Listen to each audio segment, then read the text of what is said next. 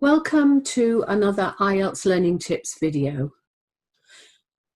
My name's Bernie Wall and I'm an IELTS trainer and teacher specialising in working with students who need Band 7 and 8 in their exam.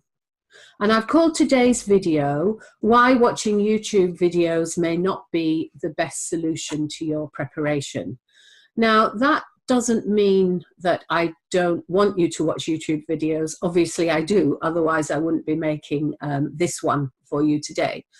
However, recently I've had some rather disturbing messages from people regarding the fact that they don't want to do much reading, and they also are reluctant to do the writing.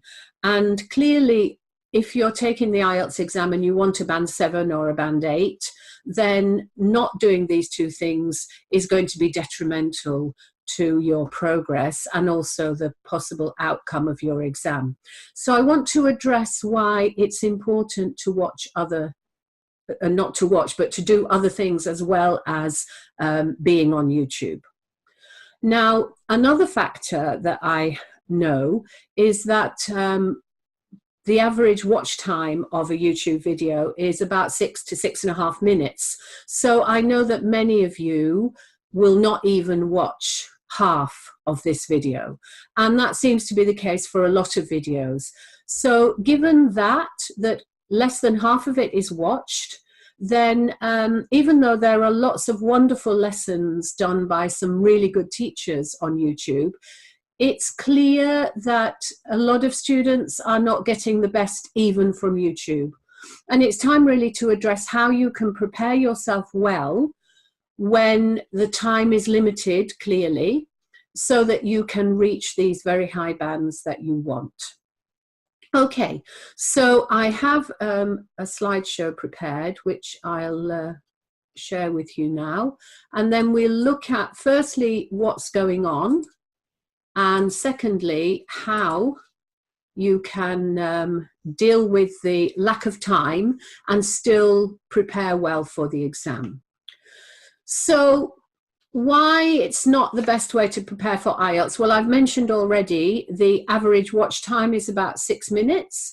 So therefore, even when there's a very good and detailed lesson by an IELTS teacher, it's unlikely that most students will watch all of it and therefore may miss a lot of the techniques and a lot of the strategies that are being introduced by that teacher. And learning a language is about attention to detail. The reading particularly is about attention to detail, the detail of the sentence structure and the detail of the vocabulary and the keywords to enable you to find the answer.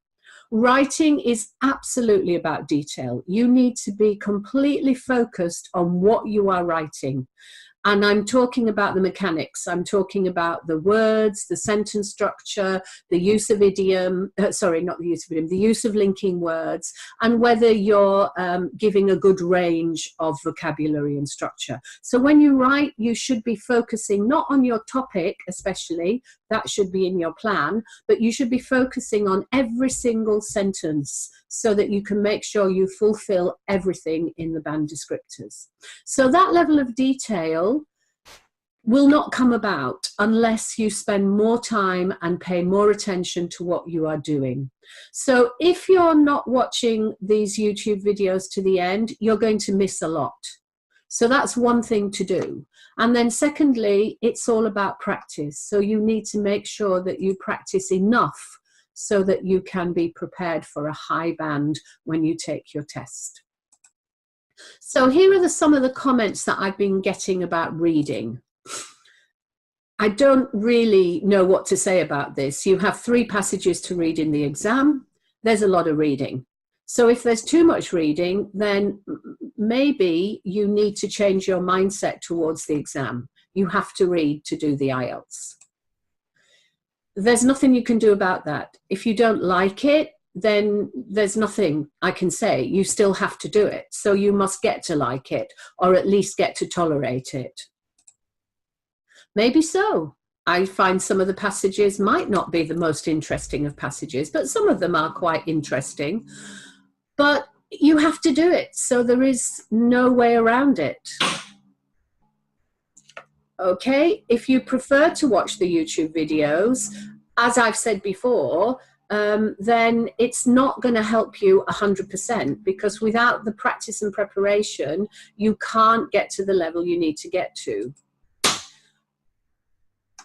And maybe it is a nightmare, and I'm sure for some people the reading becomes a nightmare, but that's possibly more to do with not having good techniques and strategies rather than anything else. So it's important that you find out what those strategies are and what those techniques are, so that it's no longer a nightmare.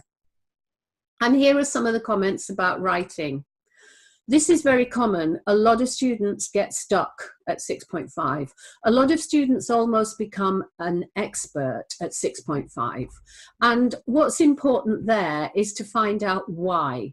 So take your writing to a teacher or to somebody that knows about IELTS, who can tell you exactly why you're stuck at 6.5. What are you doing that keeps you there? What are you not doing that will move you on? Just doing the same thing will not help you move away from 6.5.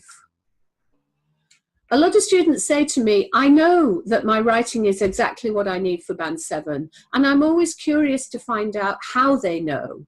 How can you know that your writing is exactly what you need if nobody's looked at it and if nobody's checked it? So it's important to test that theory and make sure that it really is. A lot of students say, I watch a lot of YouTube videos, I know what to do, but do they actually do it? Because knowing about it isn't enough. You really do have to practice. How do you know cohesion is your main problem if you haven't asked somebody to check? It could be that you're not clear about how to make it cohesive. Cohesion is to do with referencing. It's to do with the relationship between your sentences. So things like linking words will help cohesion. Also, making sure that all your sentences are related to each other. Now, if that's what you're not sure about doing, then you need to learn about how to make your writing cohesive. But if you've never had your writing checked, then this may not be your main problem. And in fact, in my experience, for most students, the main problem is actually grammar. This is a legitimate question. And quite often, students are not sure about how to answer the question and whether they're covering all the bases. But again, you need to get somebody to look at your writing and check that you are actually answering the question well, that you do have good cohesion, that you're not making too many grammar and spelling mistakes, and that your punctuation is sound too. So it's about doing, not knowing. So watching YouTube will only get you part of the way. It will give you the techniques, it will give you advice, it will show you what to do. But unless you actually do it and do it thoroughly, then it's not going to change your situation. IELTS is a skills-based. Language learning is skills-based. It's like learning to operate a machine. It's like learning to drive a car. It's like learning to sew or any of those skill-based things. And this kind of activity needs practice. And the more you practice, the better it should become, as long as your techniques are good. You must practice, and the more you do it, the better. You can't just watch and take notes. It's not like a biology exam where you can learn facts. You have to practice. You have to speak. You have to listen. You have to read and write. So the knowledge you get from things like YouTube, plus a lot of effort, and I would say the balance is towards the effort, will make you successful. But unless you roll up your sleeves, unless you get stuck in and work hard, then your bands are unlikely to improve. But the knowledge is important. So if you're not getting any further along the road with your bands, then you need to stop and ask somebody, why am I not getting this? What's going wrong? Okay, ways to make it easier. Just work on one section. Don't do a whole reading. If your problem is in the second reading or the third reading, then practice that. If your problem is in the third listening or the fourth listening, then practice that. Go back and get some old tests that you did a long time ago. You won't remember everything. I do these tests every day, and yet I don't always remember the answers. And then just work on those sections that you find tricky. Pick out the question types that stop you getting a high band. If you go through your scores, there will be a question type, and you'll probably know what it is, that stops you getting a high score. So it might be headings, it might be yes, no, not given, it might be multiple choice. Again, go back over those tests that you haven't done for a long time and just pick out those question types and work on those. Break it down, because if you can improve that, then you're going to improve your overall score. A marathon runner does not run marathons every day. They work on specific parts of their running so that they can improve their time, they can improve their stamina, they can improve their breathing, and that's what you need to do. Read and listen to other things. So, you know, you might watch movies, that's fine, but podcasts are very helpful. So the BBC, for example, has a whole library full of podcasts on every single topic under the sun. So try and listen to some of those.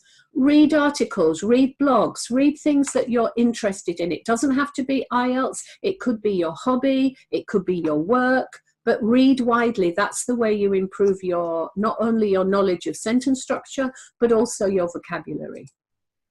Read smaller sections. If you come home from work and you're tired and you really haven't got time to do even a whole passage, just do the first section. Maybe it's the headings or just the yes, no, not given. Break it down. Give yourself a time limit. Say, okay, during the week, I can only manage 20 minutes. 20 minutes is the length of one of the readings. So you could do that. Or you might want to spend some time on one of the writings. But however you do it, break it down. Watch YouTube, yes, but alternate that with some blogs or some podcasts or some articles. And that will also help you with your listening and reading. Okay, a word on progress. The more you write, the easier it becomes. This is true. So if you try writing complex sentences, the more you write, the easier you'll be able to make them. You'll find some techniques. And if you look back, I did a video on easy ways to do complex sentences. Learn how to do 2 or 3 of those, put them in your essay, and there you are. You've fulfilled that descriptor. The same with reading. The more you read, because your vocabulary expands and your sentence structure, your use of sentence structure can widen because you'll see more of them. So the more you do the reading, if you have good technique, the faster and the easier and the more accurate it will become. This is a given. If you speak every day, you're going to improve your speaking. Okay, maybe things like pronunciation might take longer. There may be some grammar mistakes that you make regularly that you need to remove, but generally speaking, the more you speak, those will gradually disappear. And the more you listen, definitely it will become easier. And this is the easiest one to do by yourself. And the easier all of these things become, then the higher your scores will be. This is skills-based, and this is how you improve skills. In the end, it will be win-win all round, because not only will you be in a better position for a high band in the exam, but you will also have far better language skills for when you move to your new job or your new course or your new country. So, thank you for that. I'll stop sharing. As ever, if you head over to my website, IELTSlearningtips.com, you'll find an article related to this video. And there are also a few free resources, a study plan, if you haven't got a study plan, that you can find there to help you with your preparation. So thank you for watching. I hope you stayed a little bit more than half of the video, and I look forward to seeing you on the next one. Thank you.